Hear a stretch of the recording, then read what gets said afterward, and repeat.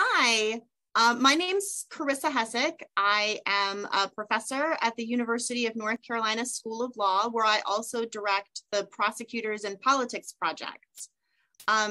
Today, we are going to be talking about private money in prosecutor elections, and I thank you all for joining us for that discussion. The plan for today's event is as follows. I'm going to begin by giving a presentation about the findings from our national study of campaign contributions in prosecutor elections. And when that presentation is over, then we will hear from our panelists. We've got a great group of experts to talk to us here today about some of the issues associated with private money in prosecutor elections. So let me go ahead and get started with the findings. So our study is the first national study of campaign contributions in prosecutor elections. It took a lot of work to collect this data, and I'm really excited to share it with all of you today. The study was conducted by the, let's see if I can get the PowerPoint to work. There we go. The study was conducted by the Prosecutors and Politics Project, which is a research initiative at the University of North Carolina School of Law. A big part of our mission is to conduct empirical research about the role of prosecutors in our democratic society. Our previous studies have included the first national study of prosecutor elections and the first national study of prosecutor lobbying. And what we do is we write reports, we make our data publicly available, and we also try to bring public attention to the important role of prosecutors in our society. And we try to do that through various methods like op-eds and also events like this one today. These reports and other information are available on our website. And I just wanted to make a quick note about the Prosecutors and Politics Project. We're an entirely nonpartisan institution. Our affiliation with UNC means that we can't and we don't take any positions on particular elections or particular candidates. Any policy recommendations that we make tend to be very modest, and they're meant to be apolitical. And so what that means is that this particular event is supposed to be educational, it's supposed to be informational, and it is not meant to endorse or oppose any candidates for office.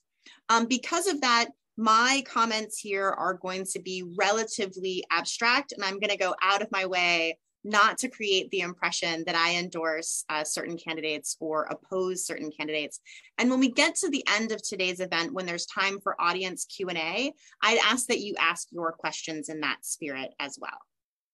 Okay, so now let me talk about today's study. We started collecting data for this report in February of 2018. At that time, we sought information for what was then the most recent election cycle in every state of the 45 states that elect their prosecutors. That means most of the data in our data set is from 2014 or 2016, but some of our data came from elections in 2017. And because some states don't elect their prosecutors on a 4-year cycle, we have some data from 2012 as well. Our data set includes only direct contributions to candidates and their candidate committees. It doesn't include independent expenditures by PACs or other third parties, though I imagine we'll be taking up that issue more with the panel discussion. Just a quick note, we would have included that information, but it proved too difficult to collect in some states, and we wanted to make sure that we were giving a comprehensive look at campaign finance. So when we went out to start this project, we had to collect variables, both about the information, both about the candidates who ran and then the contributions that they received. So for the candidates, we obviously collected their name, the state and district in which they ran, their status as either an incumbent or a challenger, or if there was no incumbent running, we noted that it was an open seat election. We collected their party affiliation, whether they won or lost in both the primary and general elections, and then when it was available, the vote count and the vote percentage.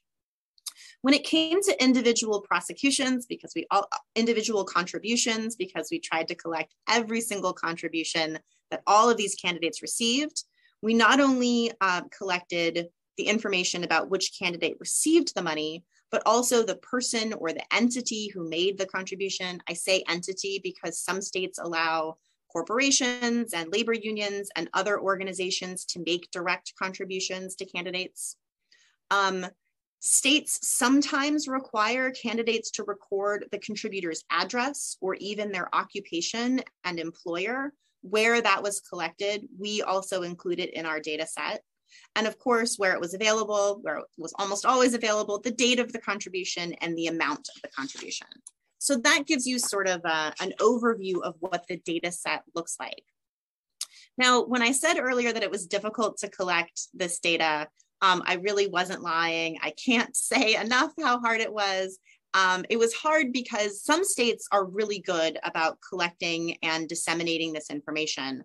They make campaign contribution information available as in a downloadable format on a central website. Other states have a central website for the state, but you can't download the data electronically. Instead, they've uploaded, scanned copies of handwritten documents that we then had to input by hand. And then 17 states actually don't collect this information at all on the state level. The custodians for these records are county clerks or county election officials.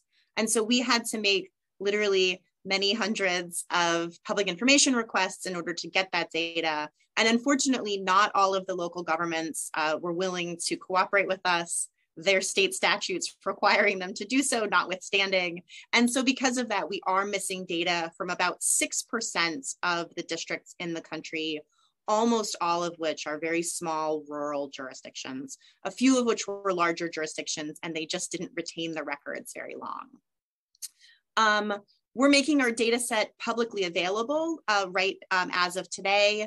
The data set we're making available is the amount raised by each candidate. We have a partial data set, we're still cleaning it, of individual contributions. The partial data set's also publicly available, and the full data set will be available no later than the end of the summer. Okay, so let's talk findings. In general, I'd say that local prosecutor elections are a relative bargain compared to other political offices.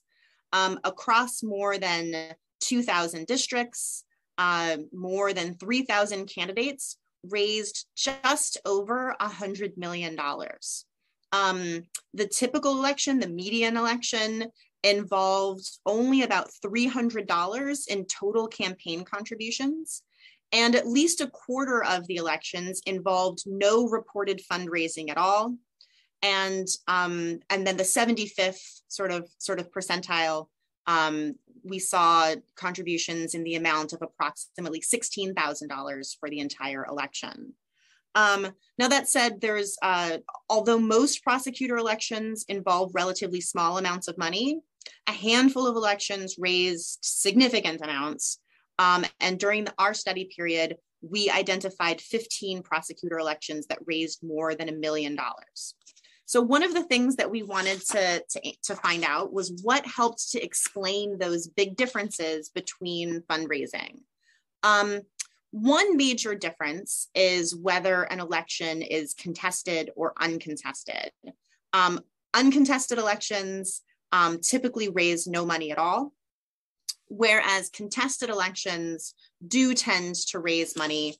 Here you can see that the median election raised more than $28,000.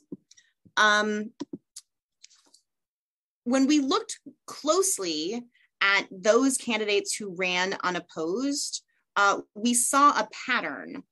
Those candidates who raised no money, which by the way, no money is probably not surprising. If you don't have to win your election, why bother to spend the time to raise money? But when we looked at those who did raise money, we found a pattern. And the pattern was that most of those candidates ran in large population districts. And so we looked much more closely at the contribution trends by population.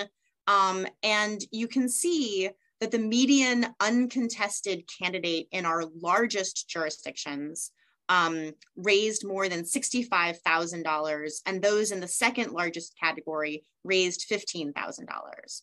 And then as a general matter, just elections with multiple candidates, right? Contested elections, they raise significantly more money. The median contested election in the largest jurisdictions raised nearly $700,000. In the next smallest group, the population district, so between 250,000 people and 1 million people, the average election raised $185,000. And even in our smallest districts, we found contested elections raising on average $13,000. So up until now, I've been talking to you about elections, just how much money was contributed altogether in these elections. But not all candidates in those elections raised the same amount of money. So as a general matter, incumbents tended to outraise their challengers. So in contested elections, the average incumbent raised more than $10,000 as compared to the average challenger who raised less than $6,000. And then contested open seat elections, there we have candidates raising quite a bit more money. The average candidate raised nearly $12,000. Now, I want to take a closer look at this, but before I do, I just wanted to say something very quickly, which is you'll notice that the numbers that I just gave are relatively small. And that's because we have so many small population districts that if we start talking about medians, it's really sort of on the lower side because we have so many districts that have below $100,000, but below 100,000 people in them. If we try to break this information down by population categories, then we can see that the advantage that incumbents enjoy becomes much more pronounced as the population increases. So in the smallest districts, the median incumbent only raised about 10% more than the median challenger. The incumbent advantage is more than 40% in the districts with 100,000 to 250,000 people, and then it really jumps.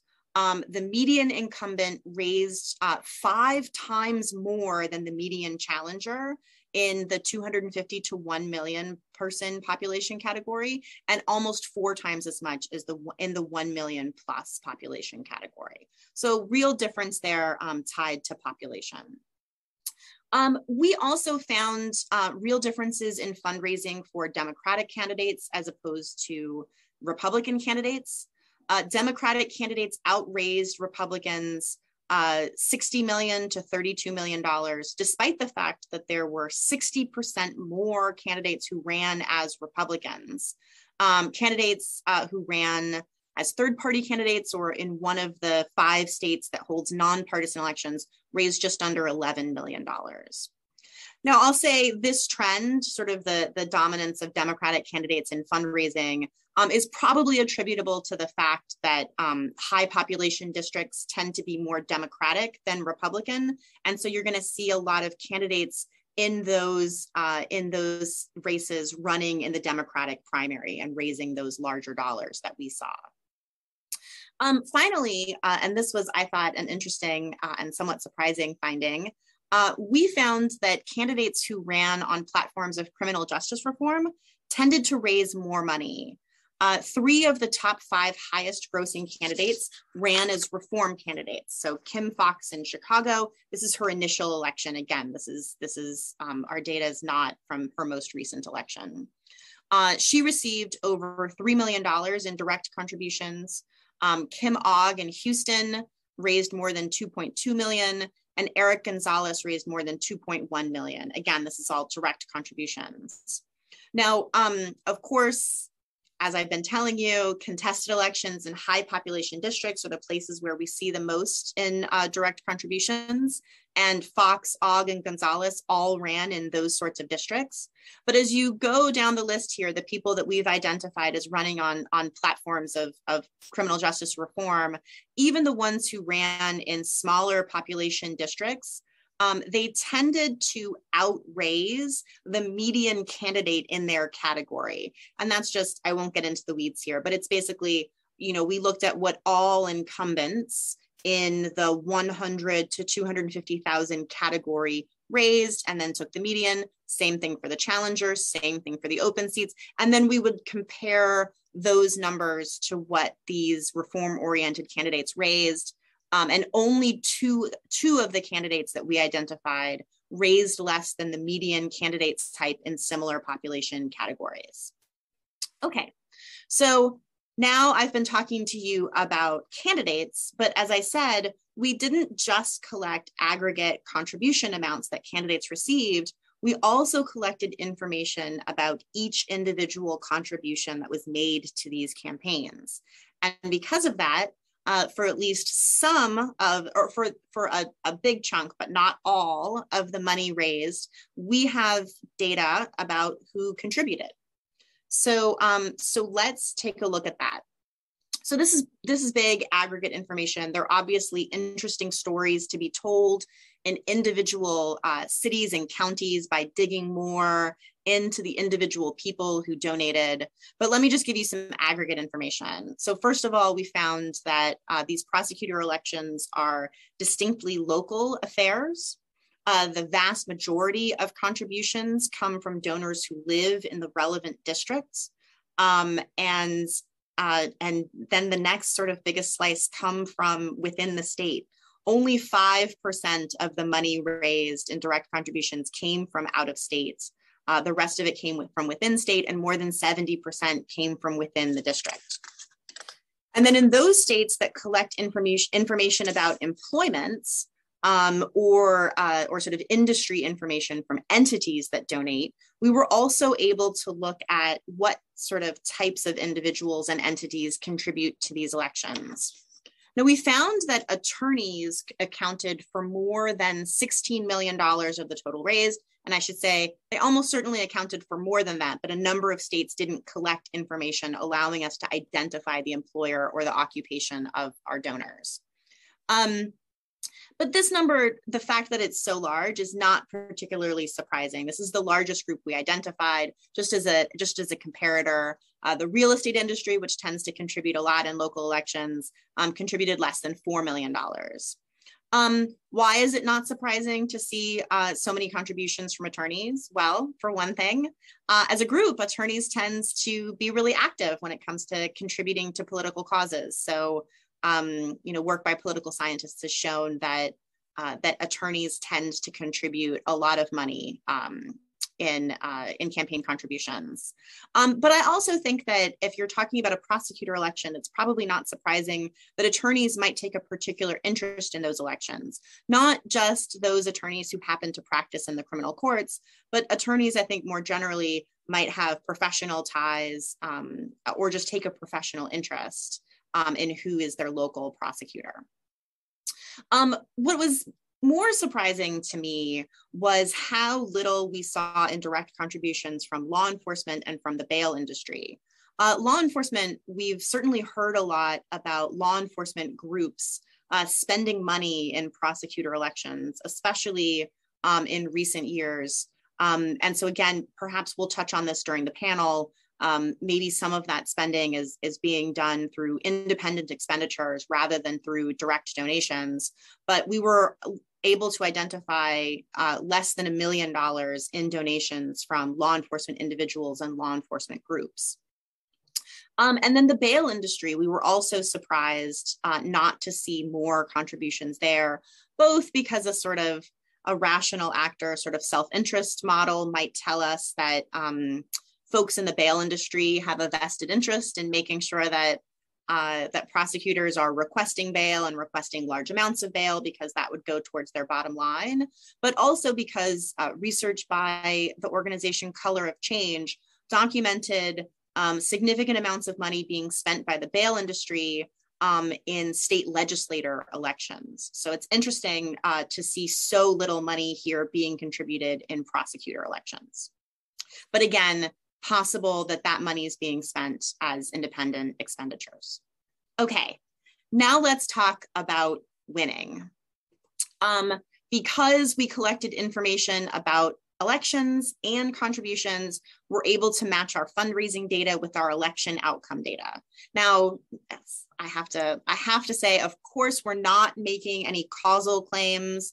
I can't say raising this money caused this person to win this election, because we haven't tried to perform a regression analysis that would allow us to make a claim like that. But we can give descriptive statistics, and I think that those are pretty interesting. So as this figure shows, successful prosecutor candidates generally outraised their opponents, right? This is, by the way, consistent with the general trend in American politics. Candidates for public office who raise more money are more likely to win an election than a candidate that raises less money. Overall, 66% of elected prosecutors outraised their competitors. And the percentage of prosecutors who outraised their opponents increases with population size from 63% in our smallest districts to 79% in the largest. In addition, the difference in money raised by the victor as opposed to the losing candidates also varied significantly with the population. So this chart here is showing you the median fundraising advantage of the people who won their elections. So again, just sort of, if you line them all up, you take the median, it's the one in the middle. How much extra money did the median candidate raise than the people that they beat? Well, it's not that much money in the smallest districts, again, because these are relatively low dollar elections. But by the time we get to the larger districts, it's a significant difference in fundraising there between the people who won and the people who lost. And then finally, I think this is also important information. This is about the candidates who didn't raise as much money, but still won. And we can see an advantage here for incumbents. So what does this chart say? This chart says that incumbents who didn't raise as much money as the other people they were running against in the election still managed to win 38% of the time. So maybe less important for them to raise the most money. Challengers, on the other hand, if they were outraised, if they weren't the top fundraiser, they only won 20% of the time. And then money is also important in open seat elections. The person who didn't raise the most only won 24% of the time. Okay, so that's an overview of our data. Let me say just a couple of things very quickly before we get to our panel discussion. We'll be putting in the chat the precise web addresses for this, but the report is now available at the UNC Law School website, and our data set is available in the UNC Dataverse. I thank you guys very much. I think we were surprised by some of what we found, and we hope that it'll help shape the conversation around prosecutor fundraising a bit more in the future to have this information. Okay, so we'll go ahead and put those URLs in the chat. And in the meantime, let's go ahead and pivot and have a chance to hear from our experts who are joining us here today. My plan is to introduce everyone and then to hear from folks about some of their thoughts on this issue. So let me start, I'll just go alphabetically with Jessica Brand, who works with the Wren Collective. The Wren Collective provides research, policy, and communication support to those who are trying to shrink the criminal legal system and to implement policies that help communities thrive. Jessica is the founder of the Wren Collective. She's also helped run numerous political campaigns, including the successful Larry Krasner and Kim Gardner re-election campaigns. And she also works with prosecutors across the country. The Wren Collective also advises grassroots groups, athletes and artists on their advocacy work. And before starting the Wren Collective, Jessica was the legal director at the Justice Collaborative. She's also served as an attorney at the Texas Defender Service and an appellate attorney at the Public Defender Service for the District of Columbia. She's also trained attorneys on forensic and mental health issues across the country. We'll also be hearing from Chara Torres Spellacy, sorry, I mispronounced that. Chara is a professor at Stetson University's College of Law, where she teaches courses in election law, corporate governance, business entities, and constitutional law. Before joining the faculty at Stetson, Chara served as counsel to the democracy program of the Brennan Center for Justice at NYU School of Law, where she provided guidance on the issues of money and politics and the judiciary to state and federal lawmakers. Chara is actually still affiliated with the Brennan Center. She still serves as a fellow there. Before that, she served as an associate at Arnold and Porter and as a staffer for Senator Richard Durbin. She's the author of the books Corporate Citizen, which was published in 2016, and Political Brands, which was published in 2019. And then our third panelist is Whitney Thymus, who's an attorney with over 30 years of experience in criminal law, who works with the Justice and Public Safety PAC. She's led initiatives to promote fairness and accountability and has taught and presented widely across the nation. Whitney advises individuals, organizations, and political action committees, including the Justice and Public Safety PAC, Justice and Public Safety Action Fund, and others about justice policy and strategy. In 2015, Whitney launched a national initiative focusing on electing local prosecutors who are committed to equity and public safety. Since then, she's overseen almost 50 campaigns and prosecutor races across the country.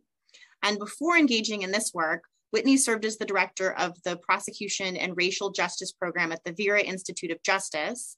This national program identified and sought to remedy patterns of racial injustice and ethnic disparity caused by prosecutors. She began her career in New York City as a public defender with the Neighborhood Defender Service of Harlem, and she also practiced law at the Office of the Appellate Defender, the Legal Aid Society Criminal Appeals Bureau, and she's also worked as a prosecutor in Virginia and in private practice. So when I said I was very excited for this panel, I'm sure you can all understand why. That's just a wealth of expertise that we're going to have the benefit of hearing from.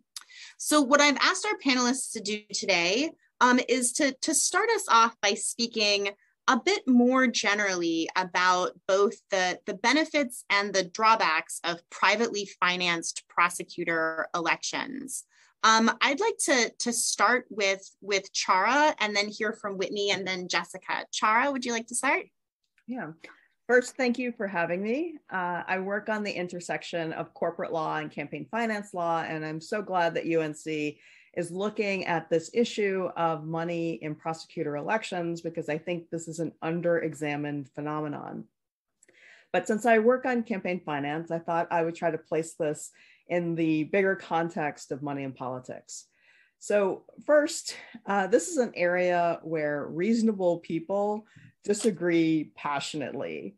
For some, money in politics is the root of all evil, and for others, it is the way that most elections in America are financed, so it can't be all that bad. And I think for people who hold that latter view, it's just another cog in a working machine. So my position on all of this is that I'm on the side of being very wary of the role of money in politics, especially against a background of a Supreme Court which is deregulating campaign finance. Just 2 weeks ago, the Supreme Court ruled in FEC versus Ted Cruz for Senate that another part of the federal campaign finance law was unconstitutional. And the reason that I work on this issue is after doing this for 17 years, I've come to the conclusion that the wealthy do not have a monopoly on good ideas, but they have an outsized voice in our government and policy outcomes. Now, there are a range of concerns that members of the public have with money in politics, which is very different than the laissez-faire view that our Supreme Court justices, most of them, take. For the majority of the justices, money in politics is essentially a non-issue for them, perhaps with the exception of money in judicial races. And I think judicial races are the closest analogy to the prosecutor races that we're looking at today. So for some people who are worried about money in politics like me, the issue is political corruption. So one of the ways that you'll hear money in politics described is it's a form of legalized bribery.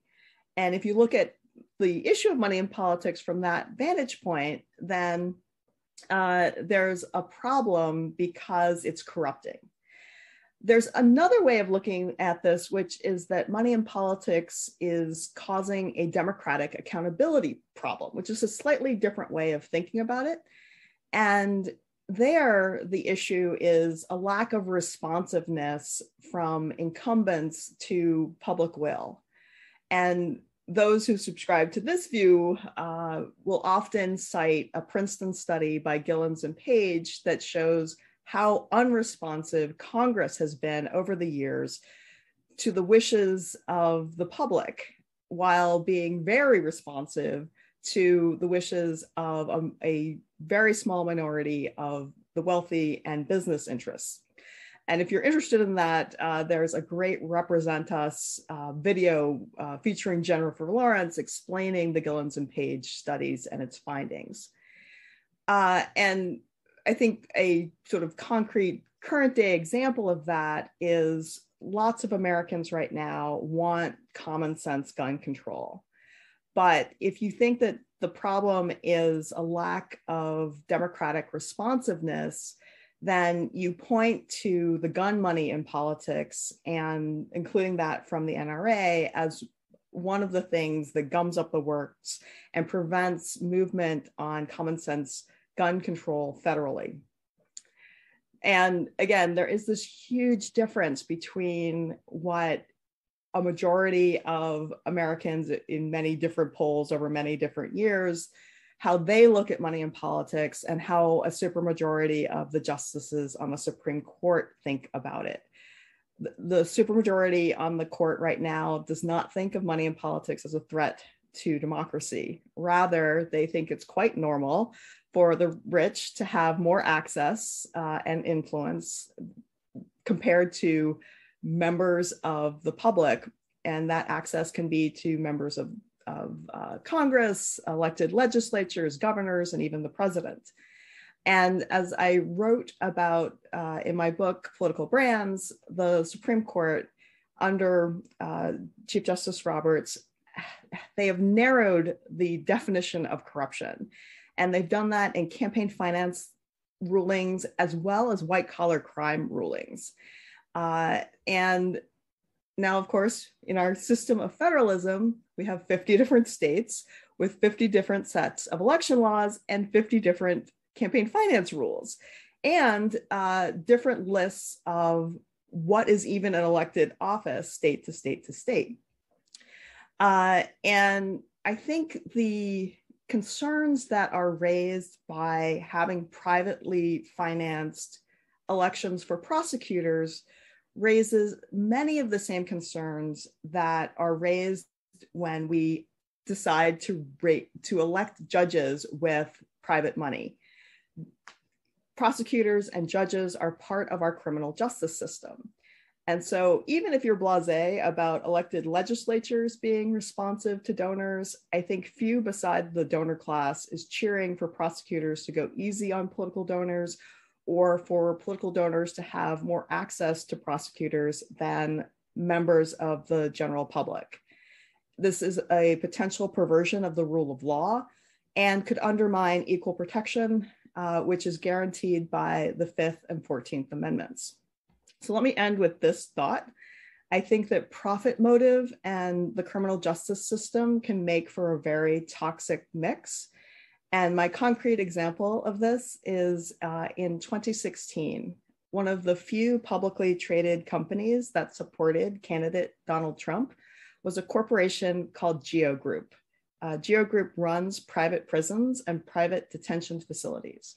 Now, one of the reasons why a group like Geo Group might back any Republican was at the end of the Obama administration, they had decided to phase out the use of private prisons at the federal level. But why Geo Group might particularly back a candidate like Donald Trump was his rhetoric about being hard on undocumented immigrants.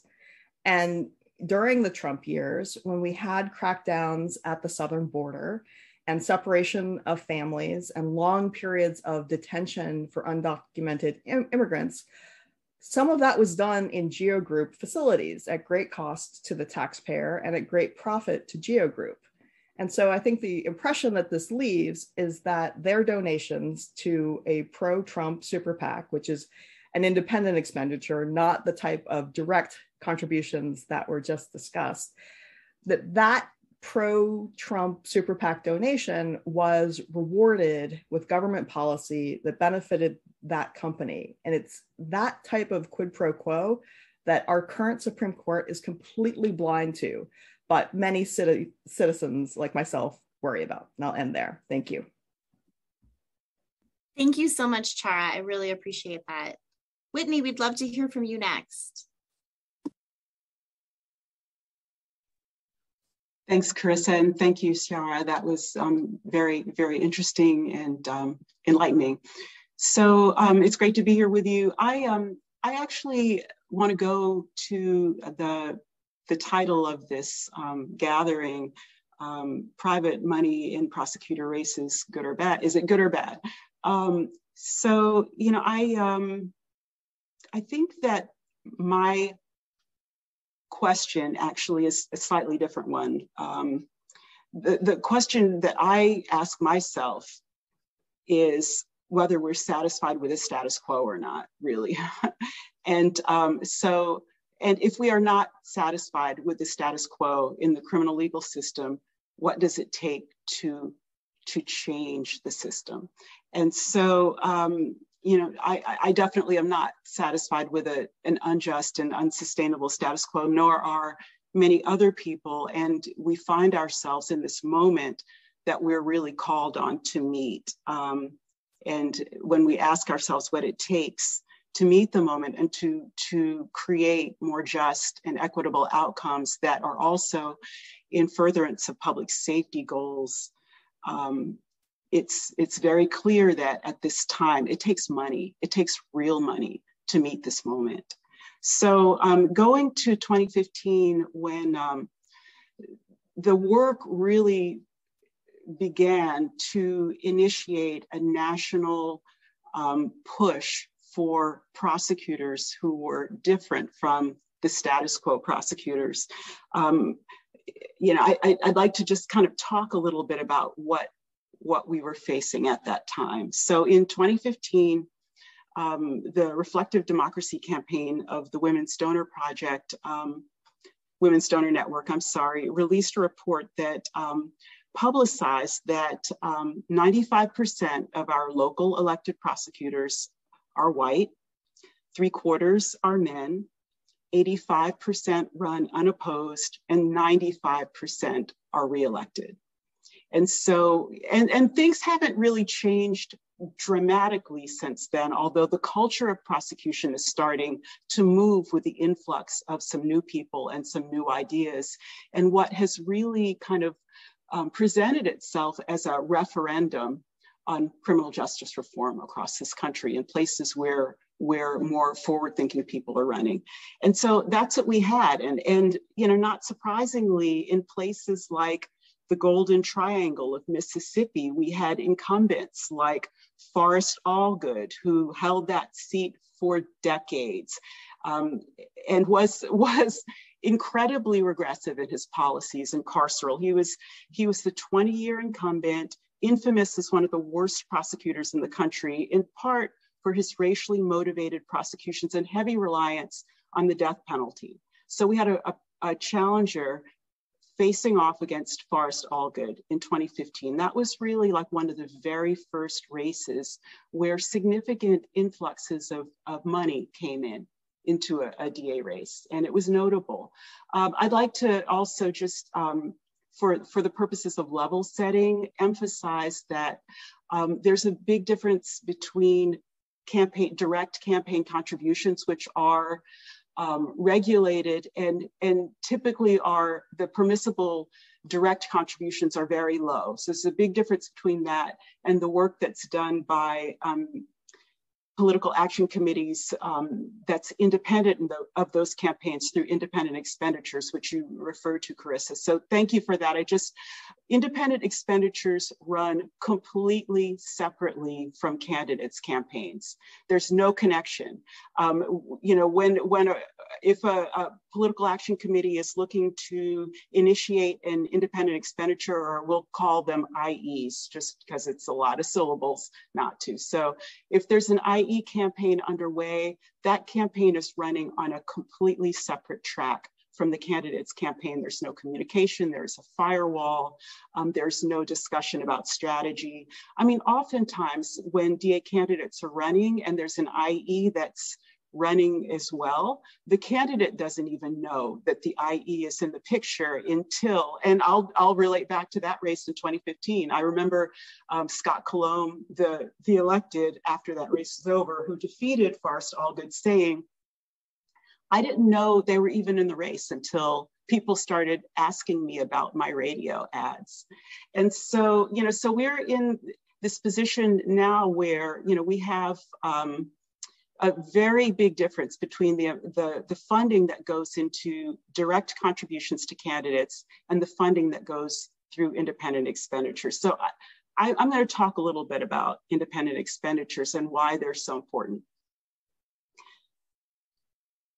In addressing an unjust status quo, it's been necessary to elevate the name recognition, to teach the public about the issues. I mean, there is a lot of work that goes into turning around something that has been in effect in this country for about 50 years, which is sort of our current approach to criminal justice policy.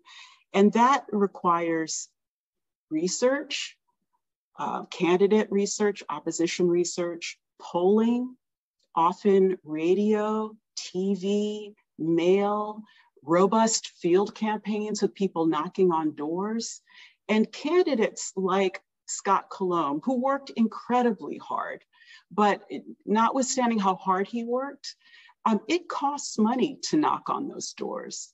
It costs money to create good mail or literature. And so most of the time, the people who are running now, who are looking to advance more compassionate, intelligent, safety promoting, sensible criminal justice policies, in contrast to the status quo policies that we have had for so long, these are not folks who have war chests. And nor are they often people who have the blessing of their local parties. They're often people who are political outsiders with no resources. And so, and that's a real problem. I wish there weren't as much money in these races, but the reality is that in order to address a situation where 95% of the prosecutors in our nation are Caucasian men who are running unopposed, and 95% of whom are being reelected, that takes resources. It takes resources to get there. So, I could give you example after example of who the incumbents have been, who have been toppled by this new guard within the field of prosecution. I mean, two years later, after Forrest Allgood was defeated, Anita Alvarez this was the next year in 2016, Anita Alvarez was defeated in Chicago. So very different kind of race, a very, a big city race with a table of incredibly engaged organizers, labor was involved, but that was a fight. And without support, that race would not have had the outcome that it had. And so, I think that the stakes in these races are so critically high. These are not races where a defeat in one term is no big deal because you can wait another 4 years or 8 years, and I mean, every day that a prosecutor is overseeing policy, executing policy and priorities in a jurisdiction, people are literally facing life and death consequences. Victims are facing either a caring and a sane approach to addressing the harm done to them, or they're being put on the stand and perhaps jailed, as was the case in Houston, Texas, some years ago, when a crime survivor broke down on the stand and was incarcerated because she didn't have the strength to testify against the person who had assaulted her. And so, I mean, the outcomes are immediate and dramatic in prosecutor races, and that's why winning the race is important.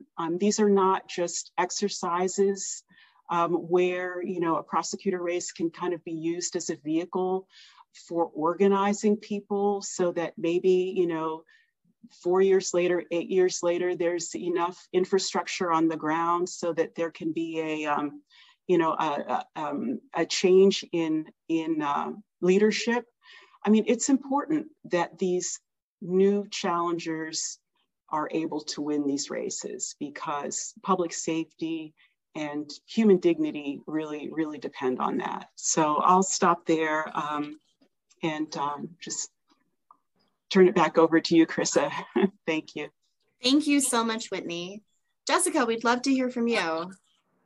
Yeah, I should have had like one possible presentation and a second possible presentation, because I'm afraid I'm just totally going to repeat what Whitney said, only I'm going to repeat it in a far worse fashion, but I'll do my best. But I think Whitney talked a lot about sort of level setting, and I think that's really important, because this study sort of picks up, if we're being honest, when a lot of reform money started coming into spending in the criminal justice system. Now, of course, this report also doesn't capture all of that money and all of the law enforcement money, which I'm going to come back to, because it's only looking at direct contributions. And as Whitney talked about, a lot of the money that's actually happening in these races is on the independent expenditure side, because it's largely unlimited. And so that's where a lot of the action is. I'm going to table that for a minute and just say, in the years leading up to sort of this cash infusion and prosecutor races, there was already money. We didn't get to what Whitney talked about, which is the all male, all white, and if we're being honest, largely tough on crime prosecutors without that, right? There was money that was poured into those policies, into those elected officials before, 2014 or 2015 or 2016. And it just became that culture of prosecution and lengthy sentences and tons of arrests didn't happen by accident, but it became part of our DNA. So, it became part of our muscle memory. So I think about it like, if you're a basketball fan and you watch Klay Thompson take a 3-point shot, right? They all look incredibly the same, because it's just, he's done it so many times, it's in his muscle memory. Or like, if you're a ballet fan and you look at Misty Copeland, like, every pirouette looks like it's like she's done it 1,000 times, or Mikhail Baryshnikov. Like, that's what criminal justice and prosecution and policing is to the American psyche. And when we started to think about how to unravel that, the reality is that's expensive. Because when something is so fundamental to how you think about a solution, it just takes money to unravel that. So in an ideal world, would our prosecutor system and our prosecutor spending look like it does right now? No, of course not, nor would our presidential spending or our senatorial spending. It's like bananas. I live in the state of Texas, and the money that is coming through the state right now for the governor race and the lieutenant governor race, it's just, who can play in that kind of field if you don't have a lot of money? Nobody. And it dilutes the vote of poor people. But this is the reality we're working in. And so, as Whitney said, if you care about changing that DNA, you're going to have to be willing to spend money, as maybe gross as that feels. And that is doubly true because when we started thinking about changing the criminal legal system, the power of the incumbency is really, really strong. And that's why I think that's the finding in the report that talks about how the incumbents have to raise less money. That makes total sense, right? Because they get free earned media, right? And I'll use someone I work for, right? When Larry Krasner now wants to talk to the public, he just calls a press conference, and CBS and ABC and Fox and NBC come, and they come to his Monday press conferences. And that's worth a lot of money. When Anne-Marie Schubert is running for Attorney General in California right now, but she was the DA of Sacramento. So when she has a prosecution and a big prosecution that she can announce, that's really money that's going towards her AG race, right? So the power of incumbency is really strong. So if you're trying to unravel it, you're trying to unravel the DNA, the muscle memory, you're also trying to unseat incumbents who just are starting from up here and everybody else is starting from down here.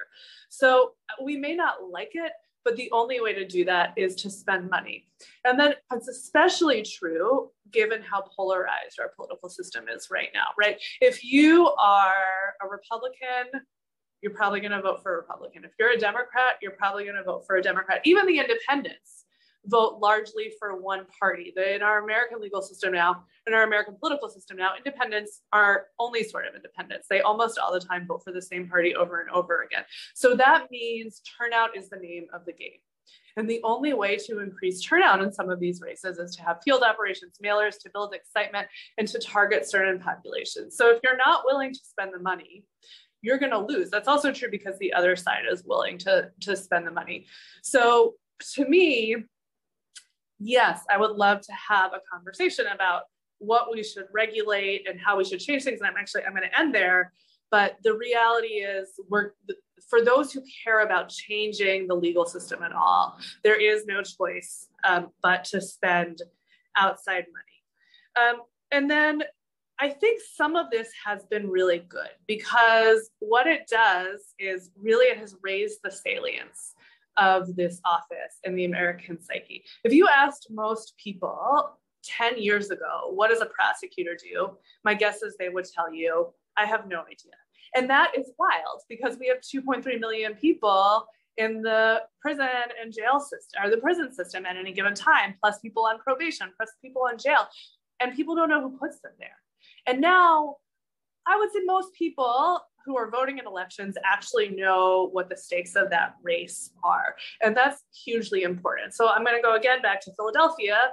The DA 2 times before Larry Krasner was Lynn Abraham. She was known as the deadliest DA in America. You would think of Philadelphia as a very left place, but she had one of the highest death rows in the country. And like the number of Black and brown people who were put on death row, who, by the way, have been exonerated under Larry Krasner, was astounding. And there was a very corrupt police force and nothing was done about it. She was not a household name. Nobody really knew about her. People just came. She was a Democrat. They voted for her. That was sort of how it happened. Larry Krasner is a household name right now. And you can love Larry. You can hate Larry. I fall on the love side, but I work for him. So sometimes I hate him, as you do the bosses that you work for. But people know who he is. They know what he's doing. They know what he's accomplished. There's a documentary about him. There's a book. And I think that's good, whether you agree with him or not, because you know what's at stake in the criminal legal system. And I think that money has raised the profile of that office in a really, really important way. And then I think the third reason I think this spending is good is because one of the things that is only captured if you look at independent expenditure is the power of police union money. And it's always been there. And it's a huge, huge amount of money. And police unions have an ability to raise money that really no one else has, because they're taking money from their union members.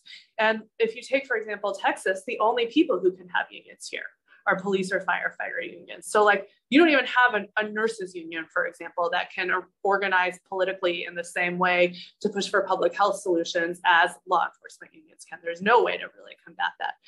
They have always spent big in these races. They spend big on prosecutor races. They spend big on pushing ballot initiatives. So, I was just looking at the LA Times this morning, and they've spent $4 million, the law enforcement police department union, on the mayor's race. Obviously it's not a prosecutor race, but it has to do with criminal justice policy. $4 million on the independent expenditure side to defeat Karen Bass.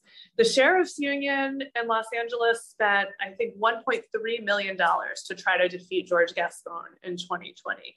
And there's a lot of California police unions and sheriff's unions probably spend more than anyone else in the country. I feel confident saying that. That's just one group that spent. There was the San Francisco Police Union. It was like definitely well into the 7 figures, and just the Los Angeles prosecution race spent by law enforcement.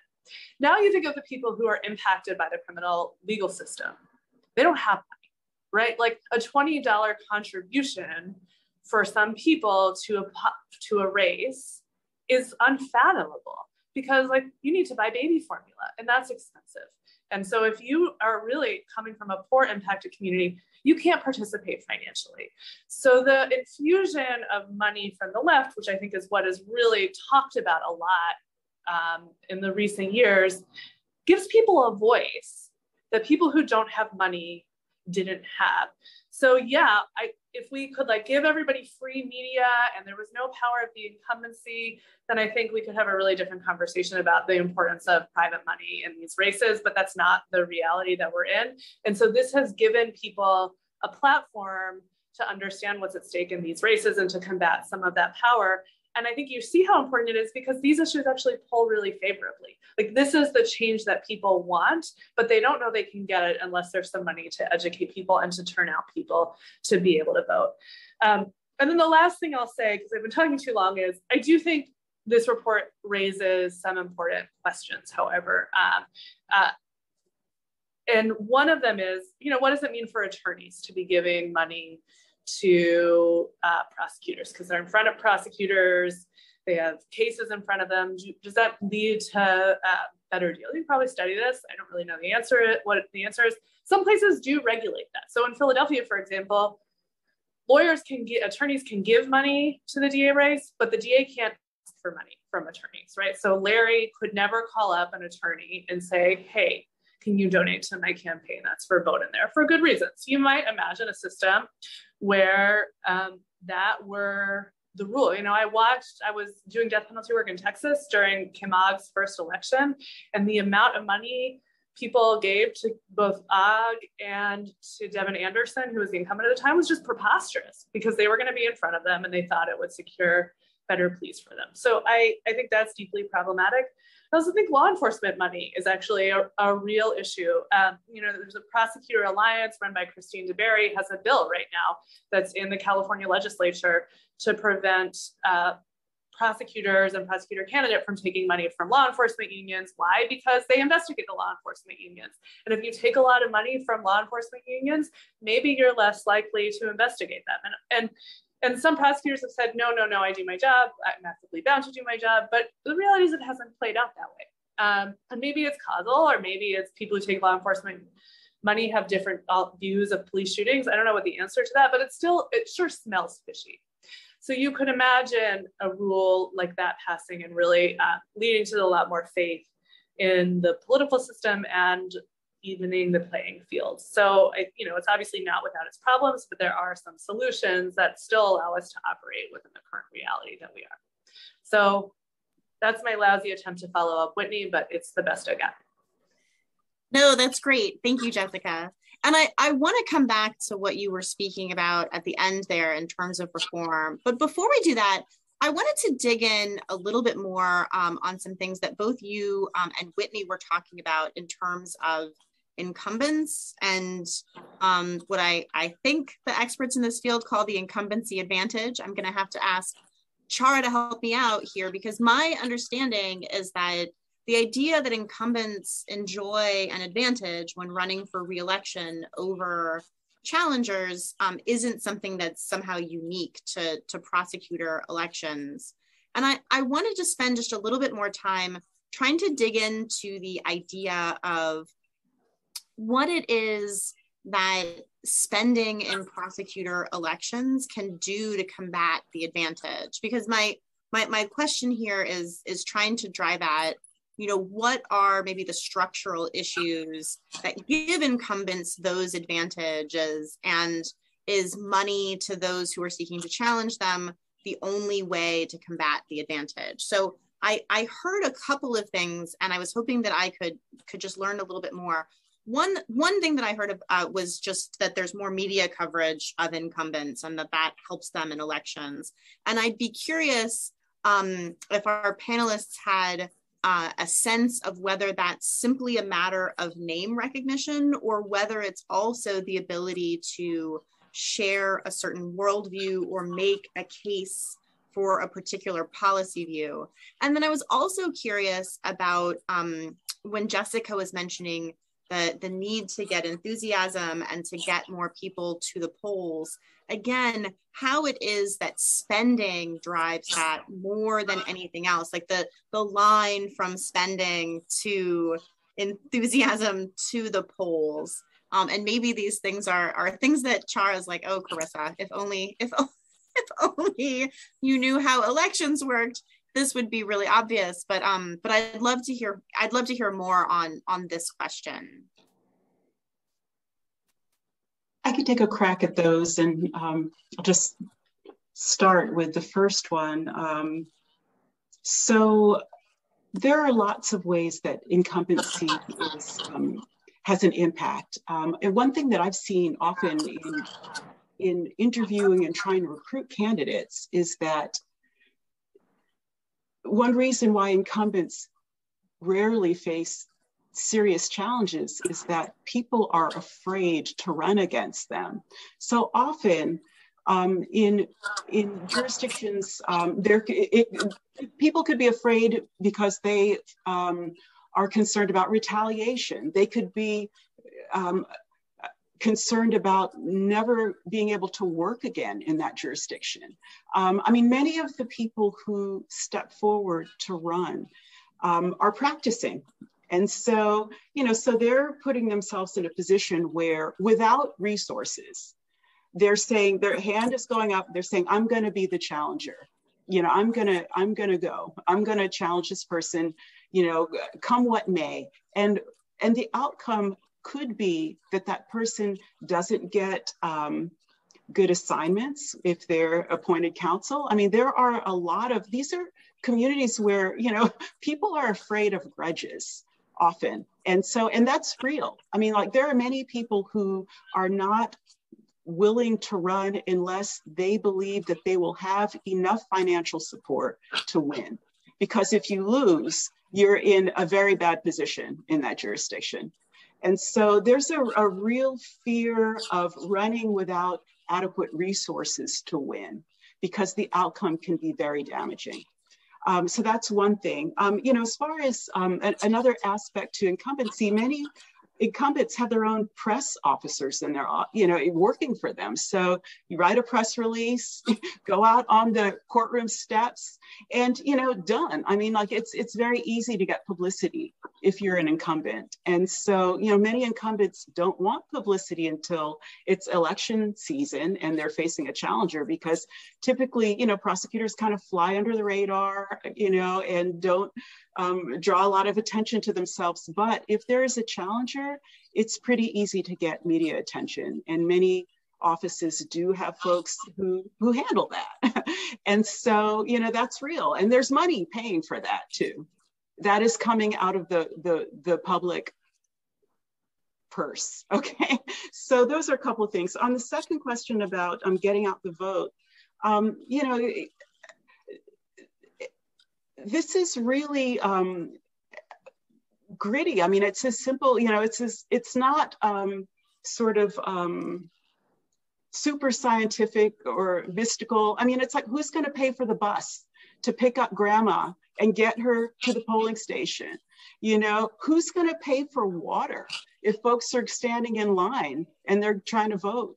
Like in terms of getting people out, it's one, it takes resources to elevate the race as even something that's worthy of attention, and then actually to help people get there, or to pay for what's called a deep canvas, people to knock on doors and take some time and talk to constituents about what the race is about, what's on the table, why it matters so much, who the candidates are. That basic public education work that lends itself to getting people to the polls it's a significant investment to do that. And people need to know how to do it. And so there also needs to be training of the canvassers, you know. Somebody needs to do the creative work to make the literature to put in their hands. Somebody needs to, I mean, all of these things take money. And so it's something as basic as a bus to get somebody a ride, to the artistic work and the research behind it to put the literature in a canvasser's hands. That's all get out the vote work. It's super important. And it's not free. Yeah, I mean, I think the only thing I would add to that is, you know, I think there's sort of a misconception about what things cost and what sort of volunteer enthusiasm means. So when people think about, a great example is like the Bernie Sanders campaign had just an enormous volunteer base. And so they were able to run a huge volunteer program to get to door knock, right? Just enormous in their cities. That is so, it still cost a lot of money, let's be clear. But to be able to do that like they did is so rare. And it's for sure not going to happen in prosecutor elections, right? Sometimes you'll have like a groundswell of really excited door knockers, but probably not going to happen a lot. And then think about frankly, weather, right? So in Austin, Texas, the runoff in the DA race here was, Whitney, I think was in May.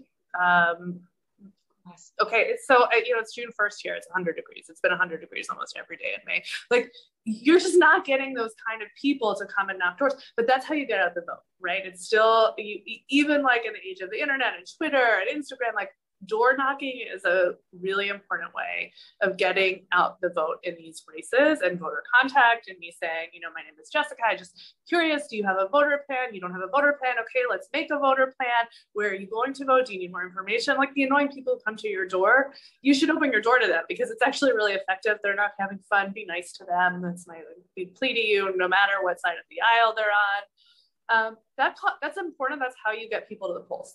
It costs money. Right? Not everybody is Bernie Sanders with an enormous volunteer base.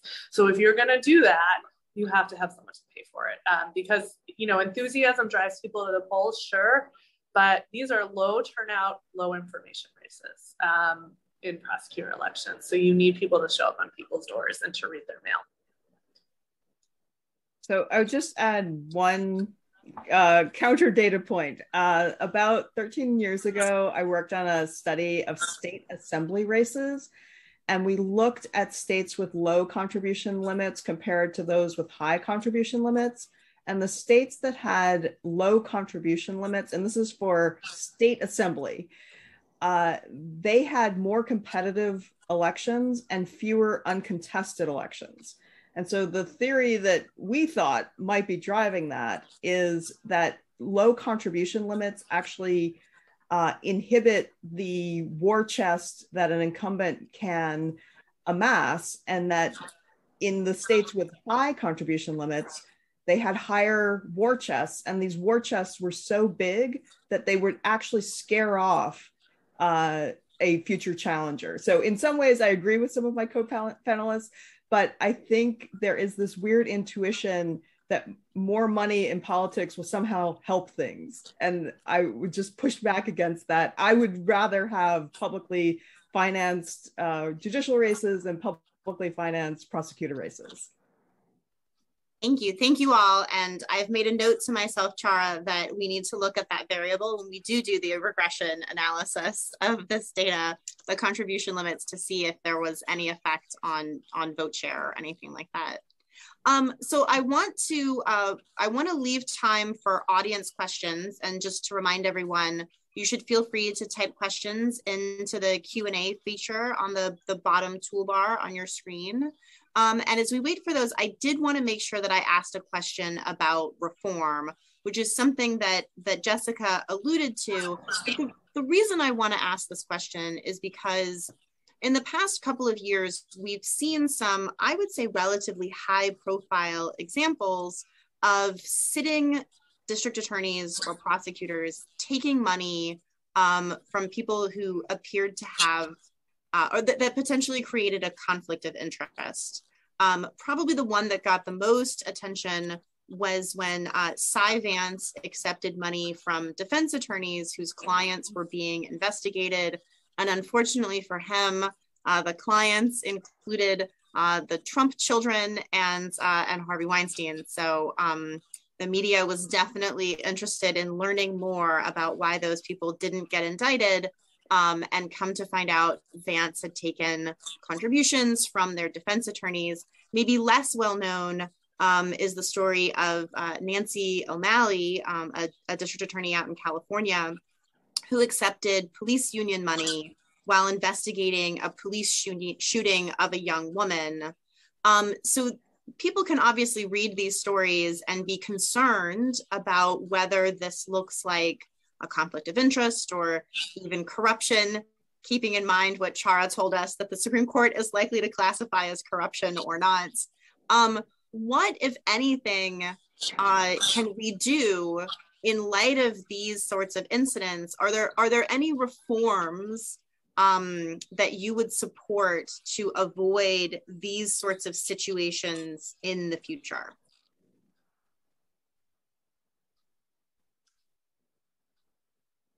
I mean, I think this is I think there are a couple answers. One is you should have to recuse from a case if you have a case in front of you where someone's giving you money. I mean, I think that's a pretty, the Cy Vance example is just sort of wild to me that he didn't recuse from those cases. There's too much money kicking around there. There's too much of a relationship kicking around there. So, the same way that prosecutors have to be really careful what they say about a case, before the investigation is done, because they can show a bias, right? There's a bias here. So you should just have to recuse. And so you could imagine a world where the ABA rules are changed to require that, or the prosecutor ethical rules are changed to require that. And I frankly don't know why they don't exist, or maybe they do exist. I don't know. I've never been a prosecutor, so I've never actually paid that close attention to them. But I think that is a pretty easy fix. Obviously, the harder solution comes in, what if it's the defense attorney who has given them a lot of money in these races? And I think that becomes a little bit more difficult. I'm all for limiting attorney spending on these races if you're going to have a case in front of them.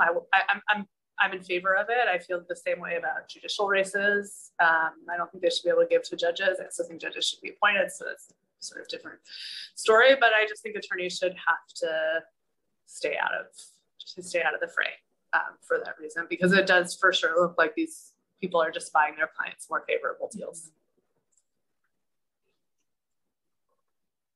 I agree with that.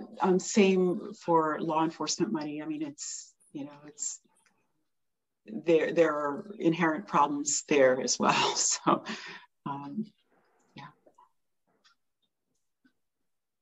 yeah. One more plea for public financing up and down the tickets. Well, okay. That would be great. I mean, until that day arrives, we've got really pressing issues and hardships that are facing a lot of people. We also have so many other issues that aren't thought of broadly as criminal justice issues, like reproductive health, for example.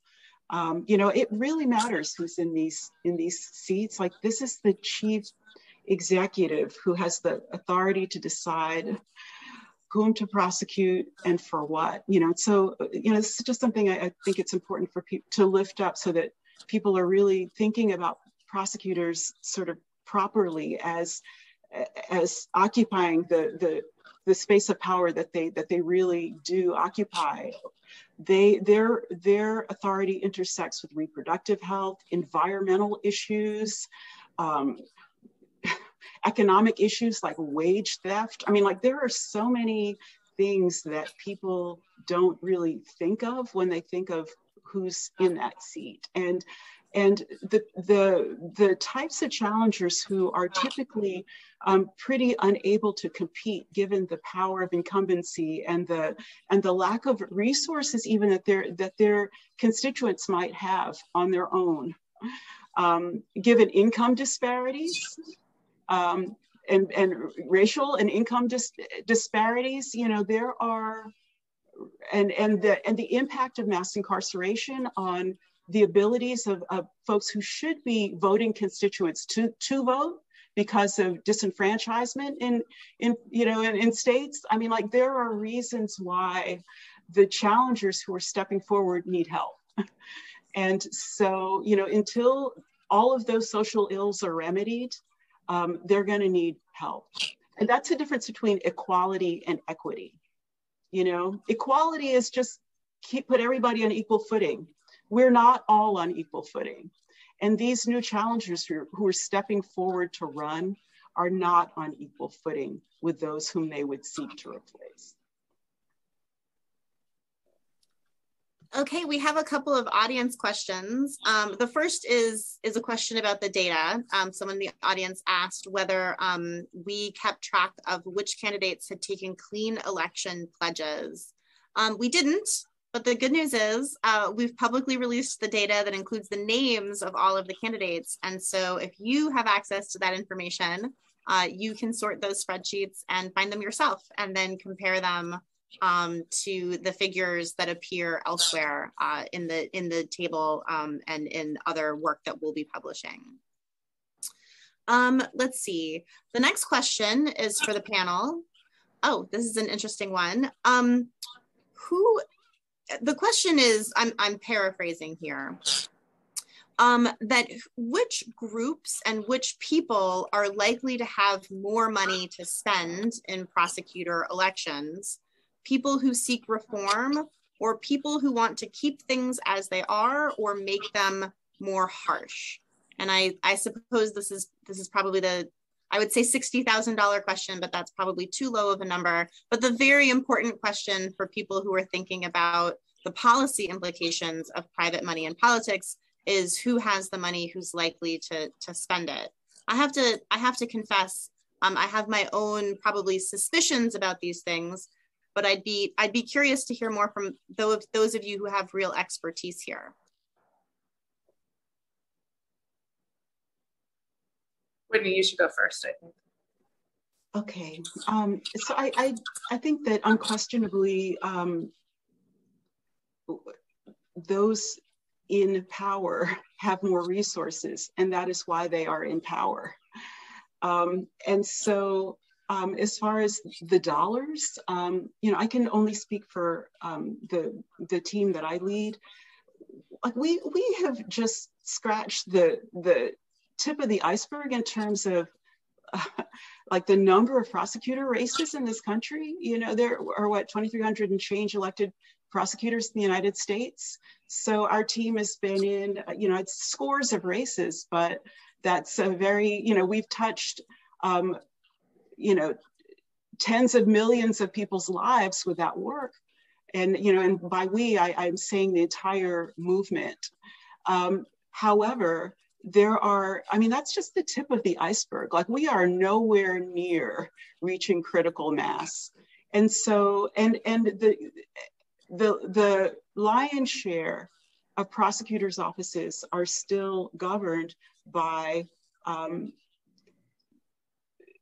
incumbents who, I'm sure if they were facing off with an upstart challenger, incumbents who would have the advantage there, both in terms of ability to fundraise, war chest, party support, name recognition, all of the things. So I don't think that there's really any question at all about the answer to that.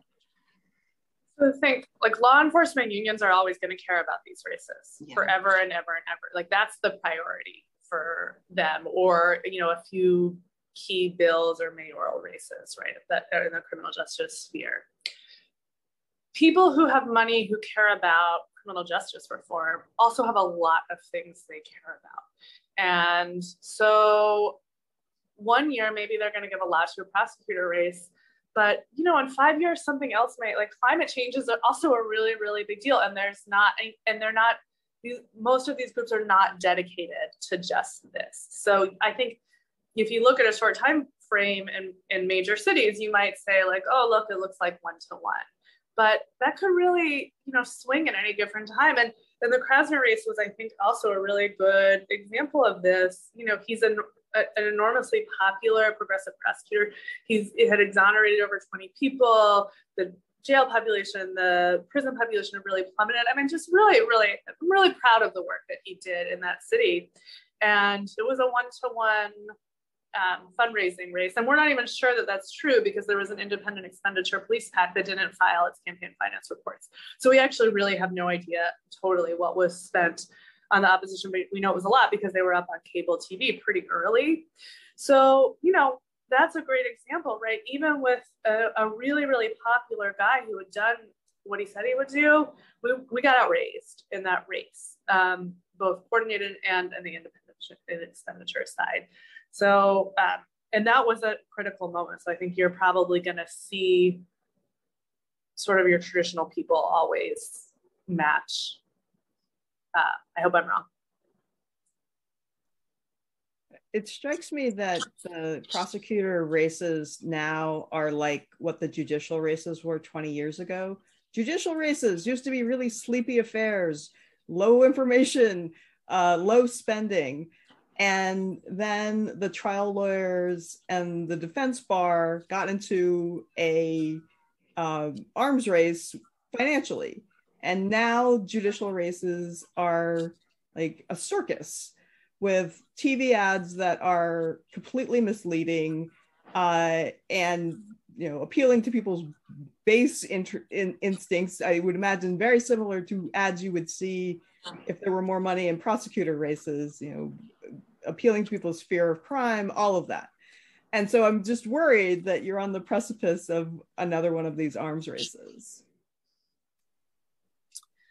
Well, I will say that we are close to completing data collection for another round of elections. So hopefully we will be able to draw some comparisons in the months ahead to the data that we've released today. But most importantly, I'd really like to thank the panelists for giving us their time today. I know time is a very precious resource, and I know that you all have many other demands on your time. But thank you very, very much for joining us. Thank you to the members of our audience and the many, many people who I'm sure will be watching this recording in the future. So thank you again, everyone. Thanks for having us. Thank you, Carissa.